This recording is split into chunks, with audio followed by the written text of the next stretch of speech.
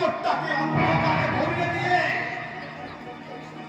তুমি ওই সূর্যকান্তর বুকে থেকে আলো জ্বলবে। আর আগে আমি সারা ওই সূর্যকান্ত চৌধুরীকে আল্লাহ কসম বল, ওই সূর্যকান্ত চৌধুরীকে আজই খতম করে দেবো। আজই সূর্যকান্ত চৌধুরী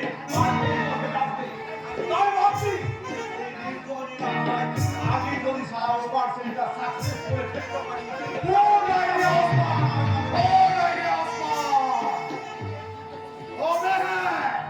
ওই ইডিয়েট সূর্যকান্ত চৌধুরী কাল সকালে সূর্য উঠোনা দেখতে পায়। আল্লাহ কসম বস, ওই সারা সূর্য আর কোনোদিন সূর্যের মুখ দেখতে পায় না। কিন্তু বস,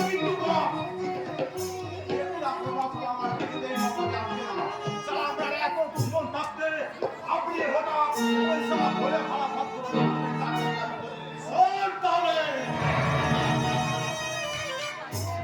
আমার বস প্রতাপ প্রচারের একমাত্র মেয়ে আলোকে আমি মনে টার্গেট করেছিলাম।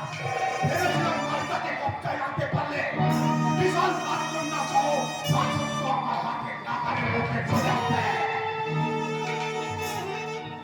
তাই তো আমি বেশ পেলেন মাটিকে হচ্ছিলাম।